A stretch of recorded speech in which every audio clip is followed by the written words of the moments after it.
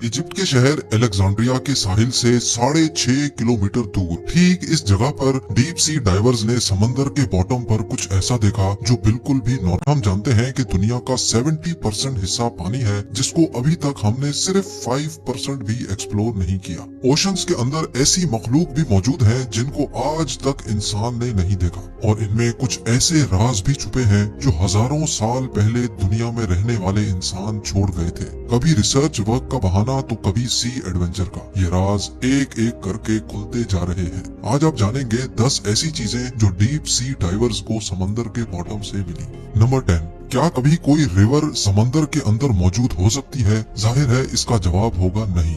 लेकिन मेक्सिको के Yucatan peninsula में स्कूबा डाइवर्स ने समंदर के अंदर एक ऐसा सीक्रेट स्पॉट तलाश किया जहां पर पानी के अंदर ही एक रिवर भी बहती है। जी हाँ, समंदर के पानी के अंदर बहने वाली रिवर असल में हाइड्रोजन सल्फाइड की एक मोटी तह की वजह से बनी थी, जिसके नीचे एक गार से आने वाला सॉल्ट वाटर मौजूद है। इस जगह को सेनोटे एंजेलिटा भी कहा जाता है। स्कूबा डाइवर्स के मुताबिक ऊपर से देखने पर सेनोटे एंजेलिटा बिल्कुल नॉर्मल दिखती है, लेकिन तकरीबन 30 मीटर अंदर जाने के बाद जो मंजर नजर आता है उस पर यकीन करना मुश्किल होता है।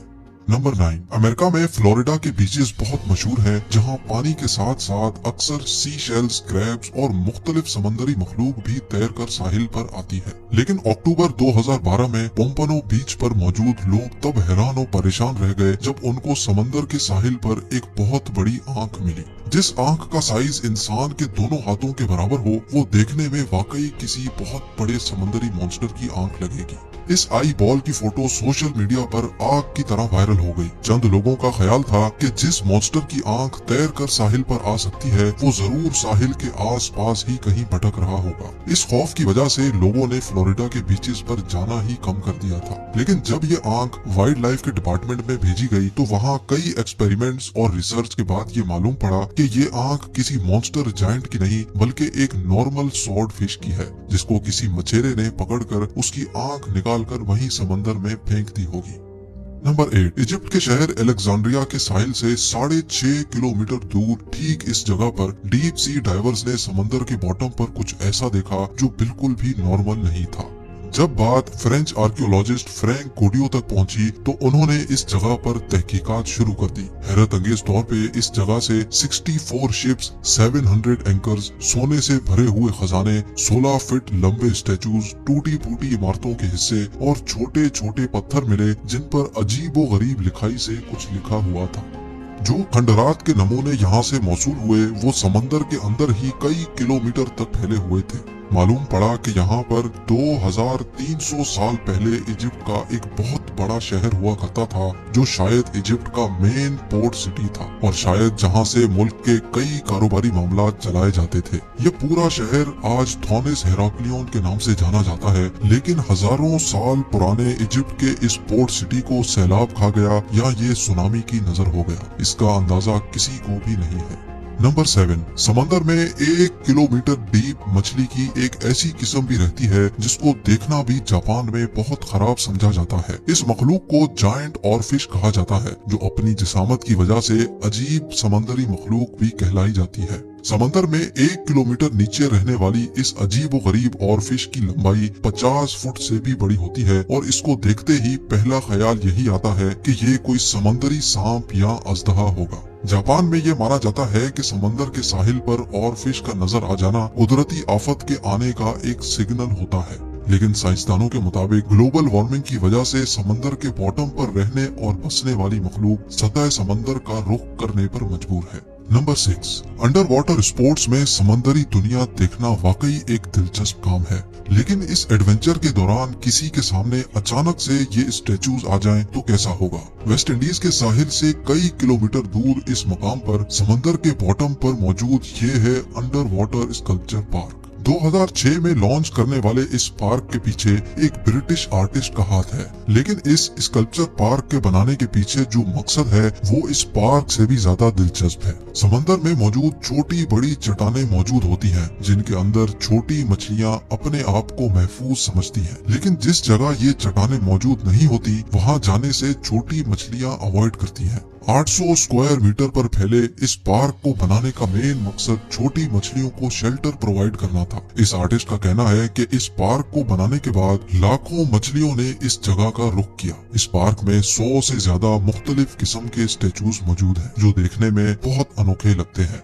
नंबर 5, जब से ये दुनिया बनी है तब से लेकर अभी तक जितनी भी कौमें यहाँ रहती थी, समंदर उनके बेशुमार राज छुपाए हुए है। इटली के करीब समंदर के बॉटम से डीप सी डाइवर्स को पुराने जमाने में इस्तेमाल होने वाली दवाइयाँ मिली। देखने में ये टैबलेट्स आज के दौर की दवाइयों से काफी अलग दिखती हैं, लेकिन अब मालूम करना था कि इनके अंदर कौन से केमिकल मौजूद हैं और ये किस मर्ज की दवा है। लेबोरेटरी टेस्टिंग से मालूम पड़ा कि ये दवाई कम से कम भी 2000 साल पहले बनाई गई थी, लेकिन इसके अंदर जो इंग्रेडिएंट्स इस्तेमाल किए गए थे वो जानकर तो और भी ज्यादा हैरत हुई, क्योंकि इसमें starch, pine resin, B wax, animal और प्लांट फैट्स के साथ साथ ओलिव ऑयल भी शामिल था। साइंसदानों के मुताबिक ये दवाई आंखों की बीमारी के इलाज के लिए इस्तेमाल की जाती होगी। ये दवाई एक छोटे टिन में अच्छी तरह प्रिजर्व थी और देखने में ऐसा लगता है कि ये हाथों से बनाई गई होंगी, क्योंकि जिस स्पॉट से ये दवाइयाँ मिली थी वहाँ से थोड़ा ही दूर एक क्रैश्ड रोमन शिप भी डिस्कवर हुआ था, जिसमें से काफी मेडिकल इक्विपमेंट भी मिला था। इसलिए रिसर्चर्स का मानना है कि शायद 2000 साल पहले इस रोमन शिप में कोई डॉक्टर भी मौजूद होगा। यकीनन उस जमाने में भी मेडिकल साइंस काफी जानदार थी। नंबर 4, फ्रिल्ड शार्क समंदर के बॉटम में रहने वाली एक ऐसी मखलूक है जो देखने में दिलचस्प लगने के साथ साथ खौफनाक भी लगती है। ग्रिल्ड शार्क की बॉडी का कुछ हिस्सा डायनासोर जैसा है, जबकि कुछ हिस्सा सांप जैसा दिखता है। इसका मुंह दिखता तो सांप जैसा है, लेकिन इसके मुंह में दांत भी होते हैं और वो भी पूरे 300। जी हाँ, इसके 300 दांतों की डायरेक्शन अंदर की तरफ होती है। इस क्रिएचर की लंबाई 6 फुट तक बताई जाती है और इसका शिकार करने का अंदाज सांप जैसा होता है। फ्रिल्ड शार्क अपनी बॉडी के आधे साइज का शिकार भी एक ही वक्त में निगल सकता है। इसके दांतों की डायरेक्शन की वजह से अगर कोई भी चीज इसके मुंह में अंदर चली गई तो उसका वापस आना पॉसिबल नहीं है। 2007 में जापान के एक मछेरे ने फिशिंग के दौरान पहली बार ऐसे क्रिएचर को पकड़ा। वाइल्ड लाइफ के इदारे ने यह क्रिएचर पकड़कर इसको सी वाटर पूल में डाला, जहां उसकी पहली बार वीडियो बनाई गई। उनका कहना था कि समंदर में 1 किलोमीटर नीचे रहने वाला ये क्रिएचर शायद बीमार था, इस वजह से समंदर की सतह पर आ गया होगा।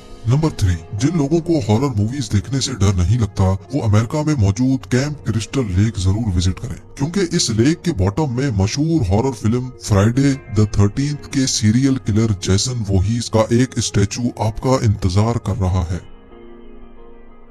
लेक के बॉटम में रखा गया ये स्टैचू अपने मशहूर मास्क और तलवार के साथ खड़ा किया गया है, जबकि इसका मुंह ऊपर की तरफ है ताकि लेक में डाइव करते ही डाइवर्स को खौफ का एक झटका लगे। स्टैचू के मालिक ने बताया कि वो कई सालों से इस लेक में डाइविंग कर रहा है और उसने दूसरे डाइवर्स को प्रैंक करने की नीयत से फ्राइडे द 13th के इस खौफनाक कैरेक्टर को चुना, लेकिन चंद रिपोर्ट्स के मुताबिक अभी ये स्टैचू लेक से हटा दिया गया है।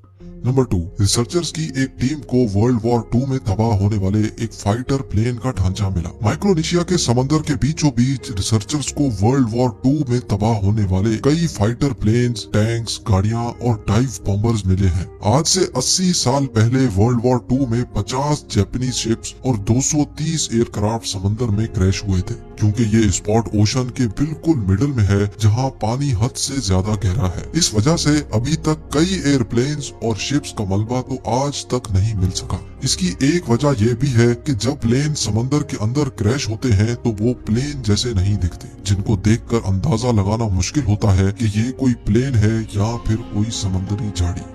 और अब नंबर 1, 2014 में स्कूबा डाइवर्स के एक ग्रुप को ओशन से एक जायंट साइज का चाकू मिला। देखने में इसका साइज तकरीबन 6 फुट लंबा लगता है, लेकिन क्योंकि इन स्कूबा डाइवर्स ने कभी भी खुद को पब्लिक में शो नहीं किया, इस वजह से हमें ये बात आज तक मालूम नहीं हो सकी कि ये चाकू इस वक्त कहाँ मौजूद है और इतने बड़े चाकू का आखिर मकसद क्या था। क्या वाकई हजारों साल पहले इंसान इतने बड़े हुआ करते थे जो इनको इतने बड़े चाकू की जरूरत पड़ी? इसके बारे में मुझे कमेंट सेक्शन में जरूर बताएं। उम्मीद है ये वीडियो भी आप भरपूर लाइक करेंगे। आप लोगों के प्यार भरे कमेंट्स देने का बहुत बहुत शुक्रिया। मिलते हैं अगली शानदार वीडियो में।